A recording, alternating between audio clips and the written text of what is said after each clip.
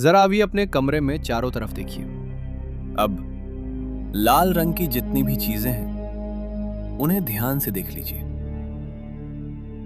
देख लिया? अब अपनी आंखें बंद करिए और बताइए आपके कमरे में कितनी नीली ब्लू कलर की चीजें थी। शायद आपको याद नहीं होगा, लेकिन इसका मतलब ये नहीं है कि वहां ब्लू कलर की चीजें थी ही नहीं। वे पूरी समय आपके सामने थीं, लेकिन आपका दिमाग उन्हें देखने ही नहीं दे रहा था। हर एक सेकंड आपकी आंखें, कान, त्वचा, नाक और शरीर लगभग 1 करोड़ से भी ज्यादा जानकारी के संकेत आपके दिमाग तक भेजते हैं, लेकिन आपका दिमाग उनमें से सिर्फ कुछ दर्जन चीजों को ही आपकी चेतना तक पहुंचने देता है। यानी आप रियलिटी को नहीं जीते, आप सिर्फ वही रियलिटी जीते हैं जिसे आपका ब्रेन आपके लिए चुनता है। और आज हम जानेंगे क्या हमारी पूरी दुनिया असल में एक फिल्टर्ड वर्जन है।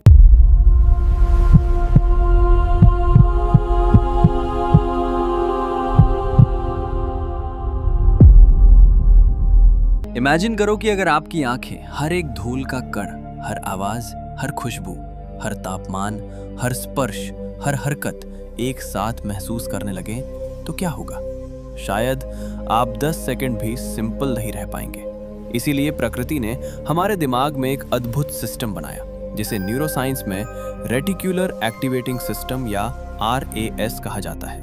इसे आसान भाषा में समझिए, ये आपके दिमाग का सिक्योरिटी गार्ड है जो हर सेकंड आने वाली करोड़ों जानकारियों में से तय करता है कि कौन सी जानकारी अंदर जाएगी और कौन सी बाहर ही रह जाएगी। यानी आपका ब्रेन हर पल रियलिटी को एडिट कर रहा है। 1999 में एक प्रसिद्ध साइकोलॉजिकल एक्सपेरिमेंट किया गया।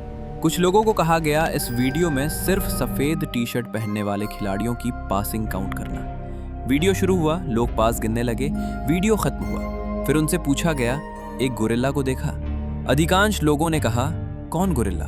लेकिन वीडियो दोबारा चलाया गया और सचमुच एक इंसान गोरिल्ला सूट पहनकर बीच मैदान से चलता हुआ गया, सीधे कैमरे के सामने, छाती भी पीटी और वापस चला गया।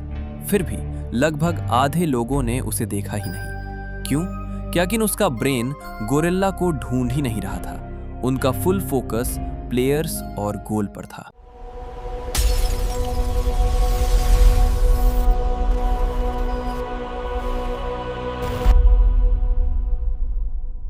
अब तक हमने जाना कि हमारा दिमाग हर सेकंड आने वाली करोड़ों जानकारियों में से सिर्फ कुछ को ही हमारी कॉन्शियसनेस तक पहुंचने देता है।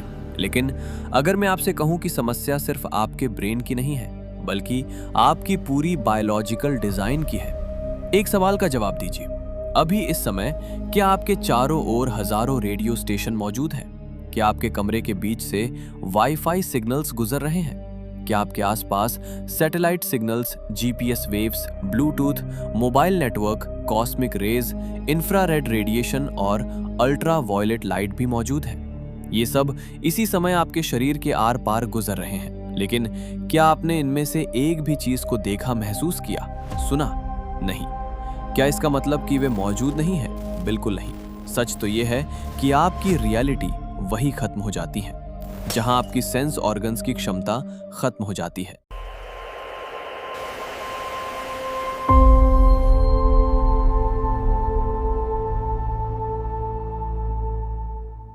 अब एक पल के लिए अपनी कल्पना को विज्ञान की सीमाओं से थोड़ा आगे ले चलते हैं। अगर हमारा दिमाग हर सेकंड आने वाली करोड़ों जानकारियों में से सिर्फ कुछ ही जानकारियों को रियलिटी में बदलता है, तो क्या यह संभव है कि ब्रह्मांड में ऐसी भी अनगिनत जानकारियां मौजूद हों जिन्हें हमारा दिमाग समझने की क्षमता ही नहीं रखता? जरा सोचिए, वे हर समय हमारे चारों ओर मौजूद रहती हैं, बस हमारा रिसीवर उन्हें पकड़ नहीं पाता। हो सकता है हमारा दिमाग भी कुछ ऐसा ही रिसीवर हो जो ब्रह्मांड की अनंत संभावनाओं में से सिर्फ एक बहुत छोटा हिस्सा ही हमारी चेतना तक पहुंचा पाता हो। विज्ञान अभी तक इन अनुभवों की पूरी व्याख्या नहीं कर पाया है। कुछ मनोवैज्ञानिक इन्हें हमारे मस्तिष्क के पैटर्न रिकॉग्निशन का परिणाम मानते हैं, जबकि कुछ दार्शनिक इन्हें ब्रह्मांड से जुड़ाव का अनुभव कहते हैं। सच्चाई क्या है, शायद हम अभी नहीं जानते, लेकिन एक बात तय है, जिस तरह एक चींटी पूरे इंटरनेट की कल्पना भी नहीं कर सकती, शायद हमारा मस्तिष्क भी ब्रह्मांड की संपूर्ण वास्तविकता का सिर्फ एक छोटा सा अंश ही देख पा रहा है। और अगर ऐसा है तो सबसे बड़ा रहस्य ब्रह्मांड नहीं बल्कि हमारा अपना दिमाग है।